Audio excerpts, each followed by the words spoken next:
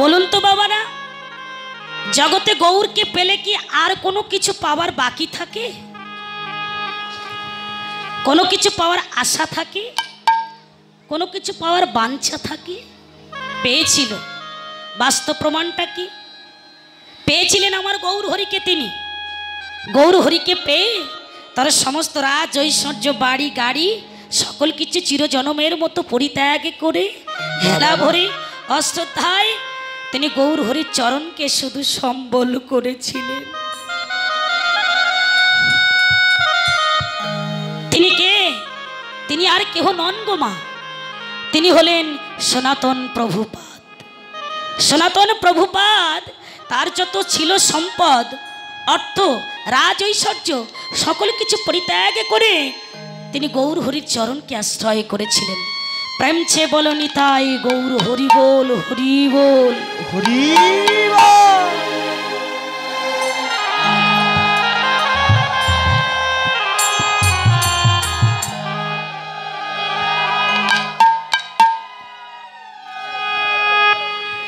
তখনকার বাংলার নবাব ছিলেন রাজা হুসেন শাহ। ওমা একটু লক্ষ্য করবেন কথাগুলো, যে ভগবানকে অত সহজে পাওয়া যায় না গো বাবা। আর কেউ যদি একবার ভগবানকে পায়, ভগবান বলেছে যে করে আমার আশ তারে করি সর্বনাশ, তবু যদি না ছাড়ে আমার পাশ, আমি তখন হয়ে যাই সেই ভক্তের চরণের দাসের অনুদাস।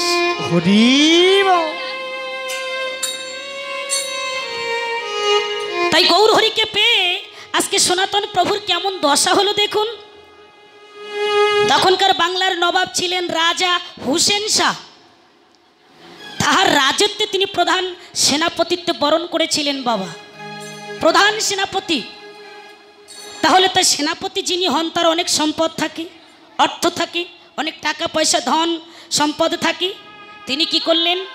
তার সেই সমস্ত রাজ ঐশ্বর্য যখনই গৌর হরির কৃপা তার হয়ে গেল, গৌর হরির কৃপা তিনি যখন পেলেন, তখন নাম ছিল, তিনি যখন সেনাপতিত্ব করতেন নাম ছিলেন সাকর মল্লিক। হরিবোল হরিবোল। যখন গৌর হরির চরণকে তিনি আশ্রয় করলেন, নাম হয়ে গেল সনাতন প্রভুপাদ। আজকে এই সনাতন প্রভু আমার তার যত সমস্ত রাজ ঐশ্বর্য সোনা দানা গহনা গাটি মণি মাণিক্য সেনাপতিত্ব একে একে সকল কিছু পরিত্যাগ করে দিয়ে শুধু গৌরের চরণকে তিনি আশ্রয় করেছেন। তিনি অশ্রদ্ধায় হেলা ভরে সব কিছু পরিত্যাগ করে পদব্রজে চললেন তিনি বৃন্দাবনে। বৃন্দাবনে যেতে যেতে, পথে যেতে যেতে কাশীতে কাশী মিশ্রের আশ্রমে সনাতন প্রভুর সঙ্গে গৌর হরির হয়ে গেল দেখা।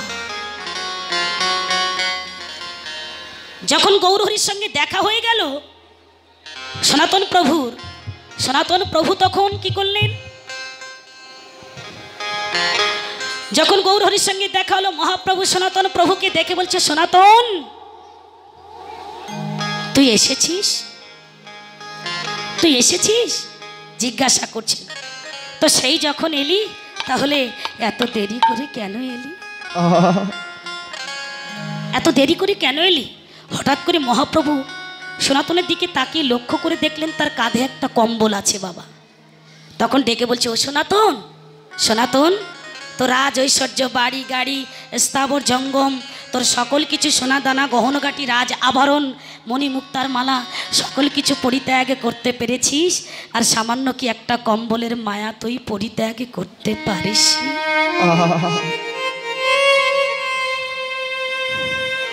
সামান্য একটা কম্বলের মায়া কি তুই পরিত্যাগ করতে পারিসনি? যখন এই কথা বলেছেন সনাতন প্রভু পেছন পানে তাকিয়ে দেখলেন একটা ভিখারি দাঁড়িয়ে আছে। সঙ্গে সঙ্গে সেই ভিখারিটাকে ওই কম্বলটাকে চির জনমের মতো দান করে দিলেন।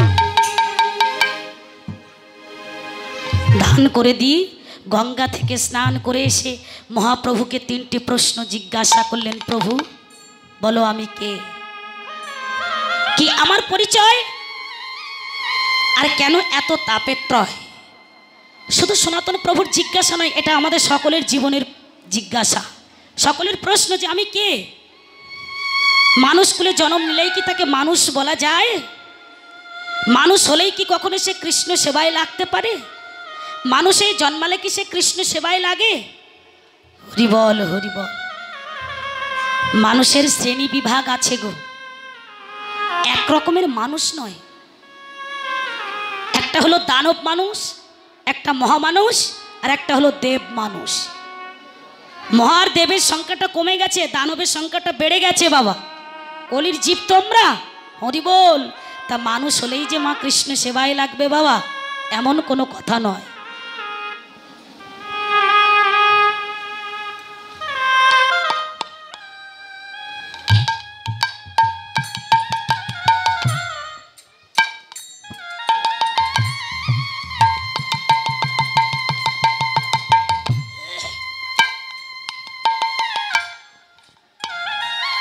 জিজ্ঞাসা করলেন, প্রভু বলো আমি কে? ছোট আমি কে, কি আমার পরিচয়, কেন এত তাপত্রয় আমার কাছে বলো। মহাপ্রভু তখন একটা কথার উত্তর দিলেন, বলছে সনাতন তুমি নিজে জানো না তুমি কে? শাস্ত্রকারও বলে দিলেন, জীবের স্বরূপ হলো নিত্য কৃষ্ণের দাস। সনাতন তুমি কে জানো? তুমি জীব নিত্য কৃষ্ণ দাস। জীবের পরিচয় হলো আমরা সবাই কৃষ্ণের দাস।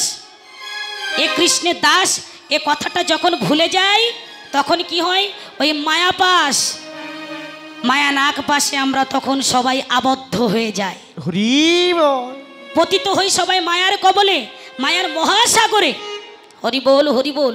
বলছে প্রভু আমি যদি কৃষ্ণের দাস হই তাহলে বলো তো জীবনে কেন এত জ্বালা, কেন এত দুঃখ, এত যন্ত্রণা? বলছে সনাতন কেউ যদি কখনো কোনোদিন তার স্বরূপকে ভুলে যায়, যদি কেউ কখনো কোনোদিন তার পরমাত্মাকে ভুলে যায়, যে কৃষ্ণ বহির্মুখ জীব, বহির্মুখীনতা নিয়ে বেঁচে থাকার চেষ্টা করে, তখনই দুঃখটা তার জীবনে প্রবল হয়ে দাঁড়ায়। দুঃখে দুঃখে জর্জরিত হয়ে যায়। যদি কেউ কখনো কোনোদিন কৃষ্ণ উন্মুখীন হতে পারে গুরু গোবিন্দের চরণকে আশ্রয় করে, তাহলে তার জীবনে কত সুখ, কত প্রেম, কত আনন্দ। আজকে সেই সনাতন প্রভু আমার তিনি কি করলেন, গৌর হরির কৃপা পেয়ে সব কিছু পরিত্যাগ করে দিয়ে তিনি যাত্রা করলেন মধুময় মধুর শ্রী বৃন্দাবনে। বৃন্দাবনে যাচ্ছেন তিনি, কিন্তু তিনি যখন বৃন্দাবনে গেলেন বাবা একা যাননি, সঙ্গে করে মদন মোহনের ছোট্ট একটা বিগ্রহটাকে সঙ্গে করে নিয়ে গেলেন। বিগ্রহটাকে সঙ্গে করে নিয়ে তিনি বৃন্দাবনে চলে গেলেন। বৃন্দাবনে যে একটা নদীর ধারে কুঞ্জ নির্মাণ করে সেই কুঞ্জের মধ্যে মদন মোহনের বিগ্রহটাকে নিতাই গৌর হরিবল বলে তিনি স্থাপন করলেন। নিতাই শ্রী গুরু নিতাই গৌর হরি হরি হরি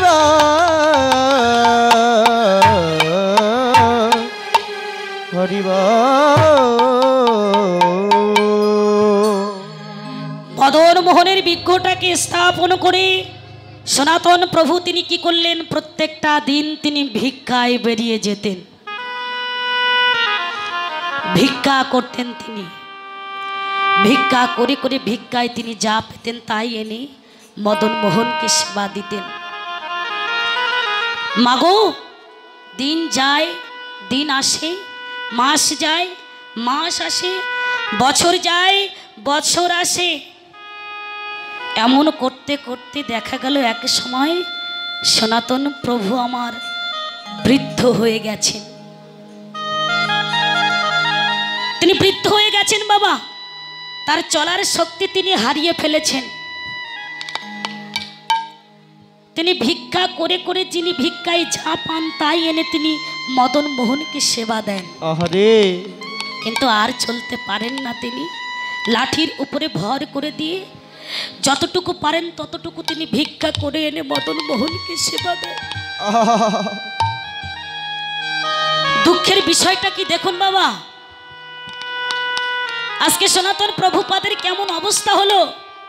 ভগবানকে ভালোবাসলে জীবনে শুধু দুঃখটাই পেতে হয় গো। ভক্তকে কাঁদানো হলো ভগবানের একমাত্র কাজ। বলে যে ঘরে দিবানিশি কৃষ্ণ বলে জল পড়ে, আমি ভগবান সেই ঘরেই বসবাস করে থাকি।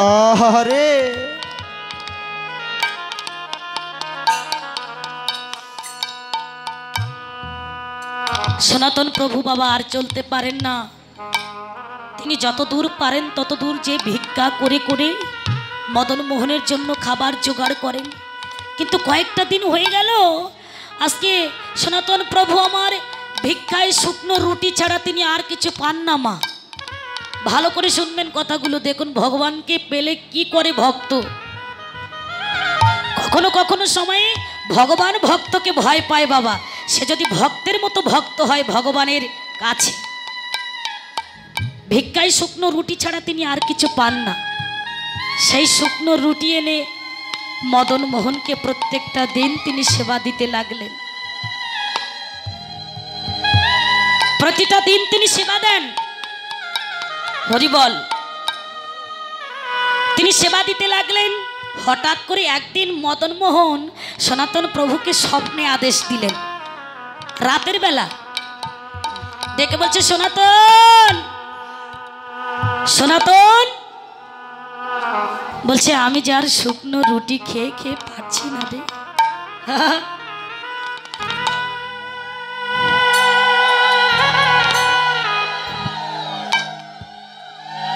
ও গো ভগবান,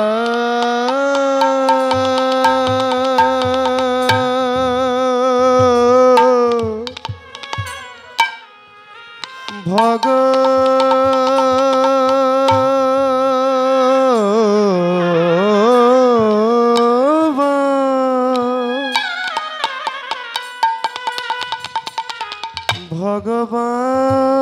সনাতন শোন না, আমি না শুকনো রুটি খেয়ে খেয়ে আর পারছি না। সনাতন প্রভু লাফ দিয়ে উঠেছেন, কি ব্যাপার? মদন মোহন আমাকে স্বপ্নে কি বলছেন যে শুকনো রুটি খেয়ে আর পাচ্ছেন না। আছাড় কে পড়লেন মদন মোহনের চরণ তলে। প্রভু দয়াময়, অঝোর ধারায় কাঁদছেন, কেঁদে কেঁদে বলছে, দয়াময়। আহা মদন মোহন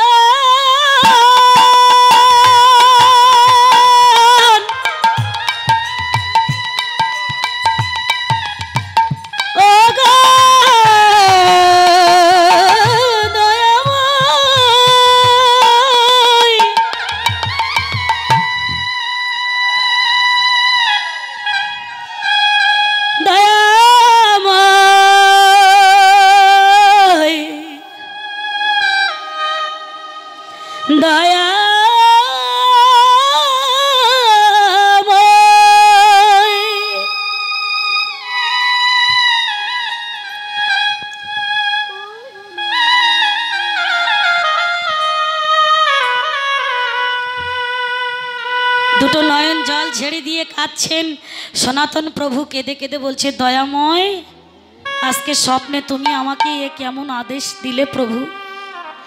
তুমি শুকনো রুটি খেয়ে আর পাচ্ছ না, তো পাচ্ছ না যখন আজকে কেন তুমি স্বপ্নে আমাকে এমন করে বলছো? দয়াময় ভিক্ষা করে যা পেয়েছি তাই এনে তোমাকে দিয়েছি, তোমাকে বাদ দিয়ে যে আমি ভালো কিছু খাই তা তো না প্রভু। বলো তোমাকে বাদ দিয়ে কি আমি কখনো কোনোদিন কোনো কিছু খেয়েছি প্রভু? আর আজ কেন তুমি আমাকে এমন করে ডেকে বলছো যে শুকনো রুটি তুমি খেয়ে পারছো না দয়াময়? ও আজকে বলছো তার কারণ আমি ভিখারি হয়েছি তাই? আহারে আমি কাঙ্গাল হয়েছি তাই?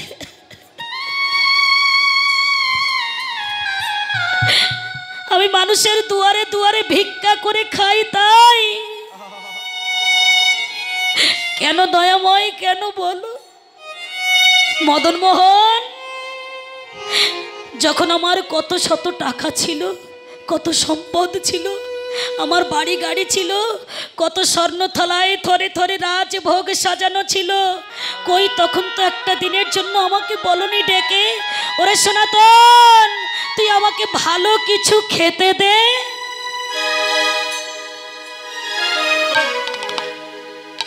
তখন তো একটা দিনের জন্য আমাকে বলনি দয়াময়, কেন বলনি? আজকে তুমি আমাকে কেন বলছো আমি ভিখারি হয়েছি? তো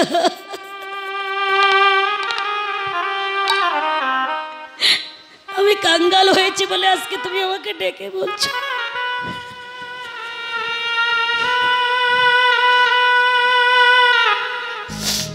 দেখো প্রভু, মদন মোহন ভিক্ষা করে যা পেয়েছি তাই এনে তোমাকে দিয়েছি, এর থেকে ভালো কিছু আমি তোমাকে দিতে পারবো না। আমার তো বয়স হয়েছে, আমি তো আর চলতে পারি না মদন মোহন। আমি কি আর আগের মতো আছি? আমার তো এখন বয়স হয়েছে, আমি চলার ক্ষমতাগুলো একটু একটু করে হারিয়ে ফেলেছি। ভিক্ষা করে যা পেয়েছি তাই এনে তোমাকে দিয়েছি মদন মোহন।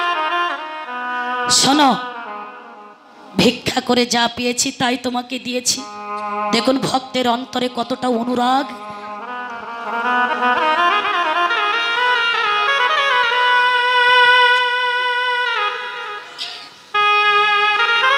ভক্তের অন্তরে যদি এমন অনুরাগ, এমন প্রেম যদি না থাকে, কখনো কোনোদিন ভক্ত ভগবানের মিলন হতে পারে না বাবা,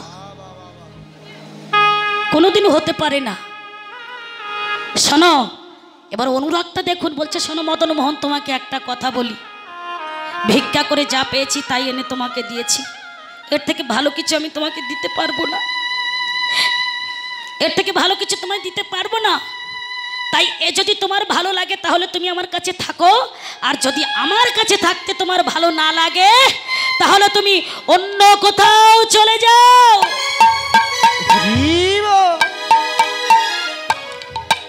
ভক্তের তাড়ানোর ভয়ে ভগবান কেঁপে উঠেছেন, কেঁদে কেঁদে বলছে সনাতন, আমি তোর কাছে ভালো কিছু তো খেতে চাইনি রে, আমি ভালো কিছু চাই না, ভালো কিছু আমার লাগবে না, ভালো কিছুর প্রয়োজন নেই, ভালো খাবার চাইনি।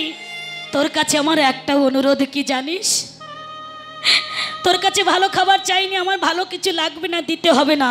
তোর কাছে আমার অনুরোধ, তোর মতো ভক্তের কাছ থেকে আমাকে কখনো কোনো দিন যেন তাড়িয়ে দিস না। হরিবা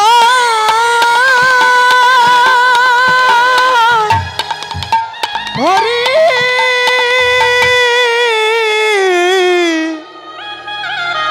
হরিবা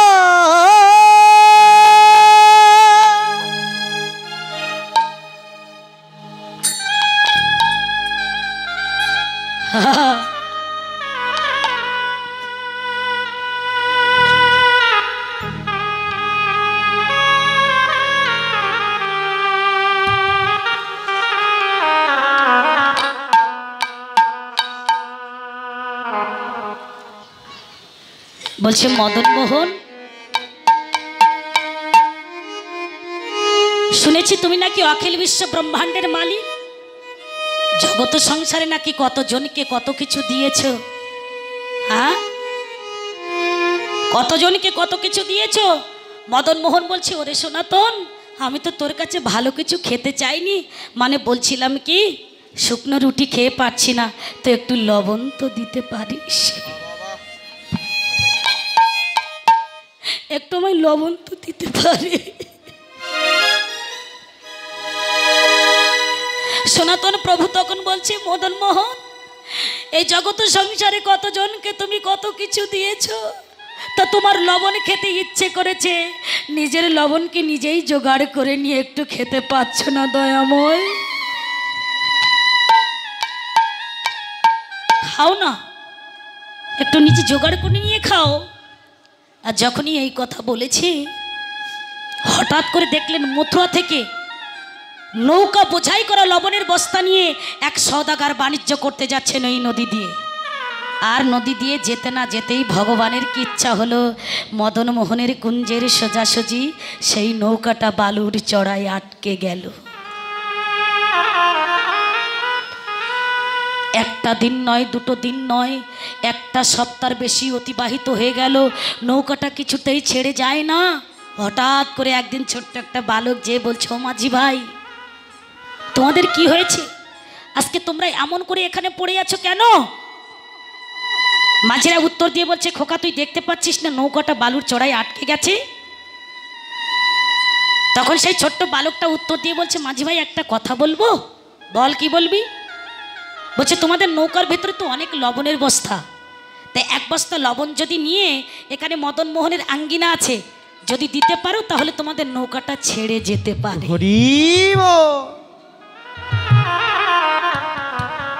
যেই এই কথা বলেছে মাঝিরা উত্তর দিয়ে বলছে, এই খোকা, লবণ চুরি করার ধান্দা করছিস তা হবে না। বলল, বিশ্বাস করলে ভালো, না করলে আরো ভালো।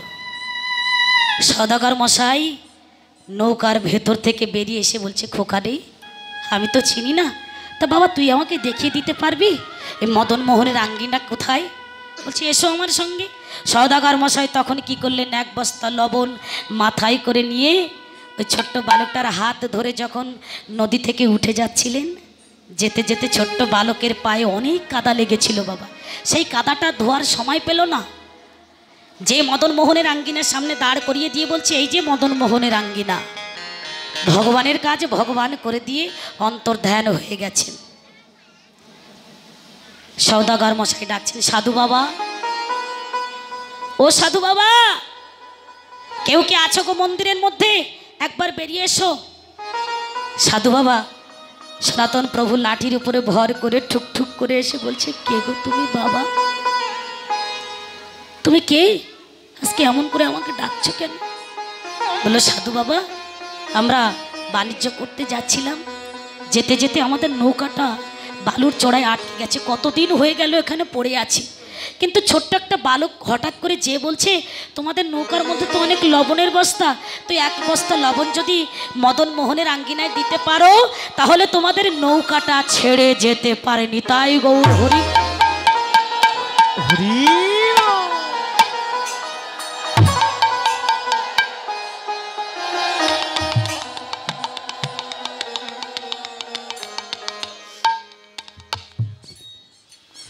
সনাতন প্রভু চিৎকার করে কেঁদে উঠেছেন, কেঁদে উঠে বলছে, মদন মোহন, তোমার এত করুণা, তোমার এত দয়া, আমি অনুরাগে করে বলেছি বলে সত্যি সত্যি নিজের খাবার জোগাড় তুমি নিজেই করে নিয়েছ। সনাতন প্রভু তখন বলছে, সওদাগর মশাই, তোমাকে যে এখানে যে বালকটা এক বস্তা লবণ দিতে বলেছে তুমি তাকে দেখলে চিনতে পারবে? সেই বালকটা কি তুমি চেনো? বললো, না সাধু বাবা, আমি আগে কখনো কোনো দিন তাকে দেখি নাই। হাতটা ধরে বলছে, সওদাগর মশাই এসো তো, দেখো তো তুমি তাকে দেখলে চিনতে পারো কি না? যে বালক তোমাকে এখানে এক বস্তা লবণ দিতে বলেছে এই বালক সেই বালক কিনা? বললো, সাধু বাবা, আমি তো তার বদনটা ভালো করে দেখিনি, তার চরণ দুখানা দেখেছিলাম। কেন? বললো, নদী থেকে উঠে আসার সময় তার চরণে বহু কাদা লেগেছিল। এসো আমার সঙ্গে এসো, দেখো তো যে তোমাকে এখানে এক বস্তা লবণ দিতে বলেছে এই বালক সেই বালক কিনা। মন্দিরের মধ্যে টানতে টানতে নিয়ে গিয়ে সওদাগর মশাই বদন পানে না তাকিয়ে আগে চাইলেন চরণ পানে, চরণ পানে তাকিয়ে দেখলেন যে সেই কাদা মদন মোহনের চরণে এখনো লেগে আছে। নিতাই গৌর হরি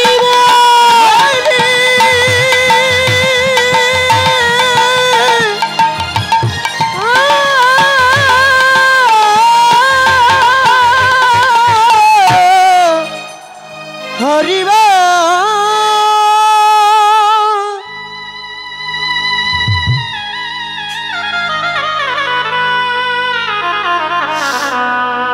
সওদাগর মশাই কি করলেন? সওদাগর মশাই কি আর দাঁড়িয়ে থাকতে পারে? সনাতন প্রভু কাঁদছে, দয়াময় মদন মোহন, তোমার এত করুণা এত দয়া।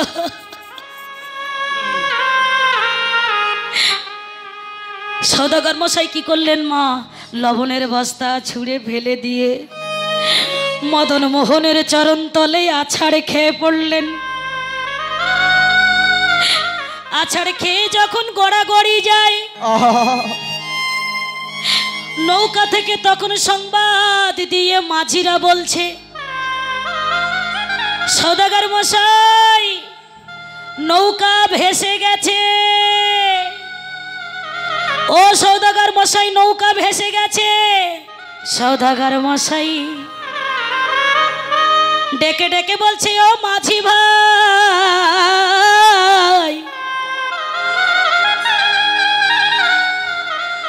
শুধু ওই কাঠের নৌকা নয়, শুধু ওই কাঠের নৌকা নয়, চেয়ে দেখো মাঝি ভাই আমার দেহ নৌকা।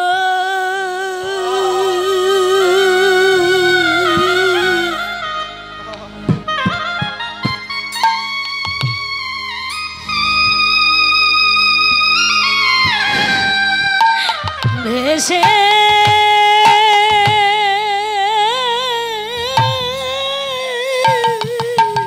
ওরে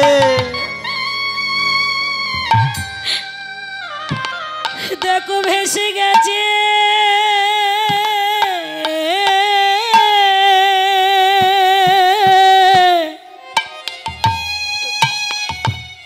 সওদাগর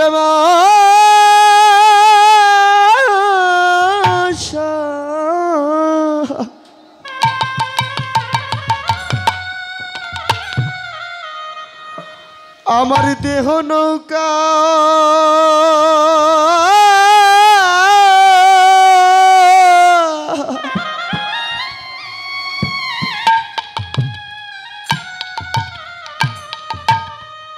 ওরে ভেসে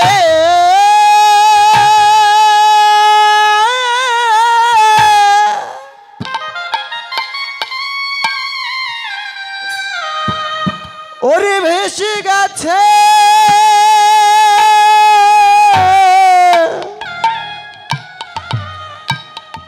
গো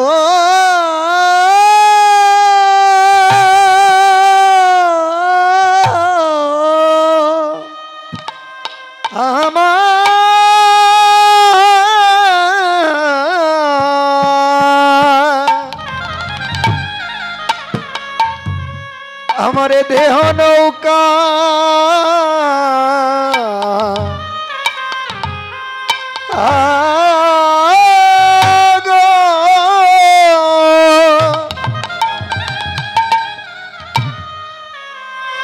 ওই না ভেসে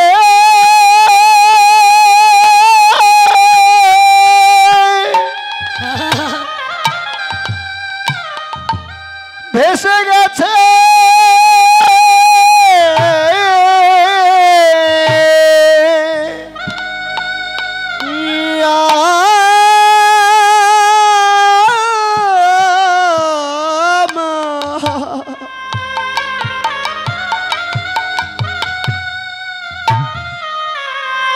আমার দেহ নৌকা।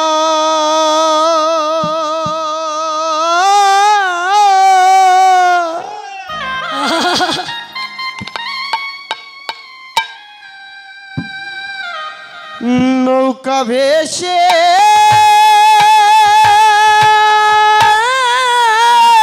তোমার সবাই ভক্ত সঙ্গ করুন, হরি বল হরি বল। দেহ নৌকাটাকে একবার ভাসিয়ে দিন ভক্তের চরণ ধুলার করে।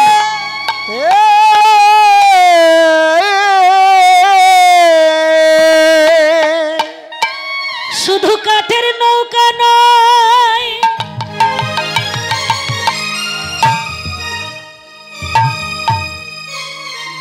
কাঠের নৌকা নয়,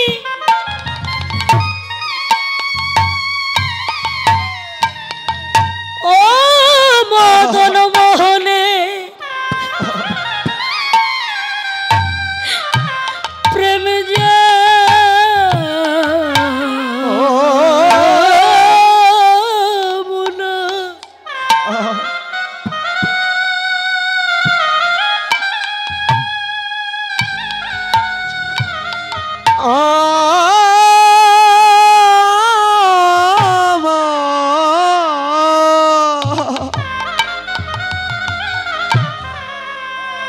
আমার দেহ নৌকা।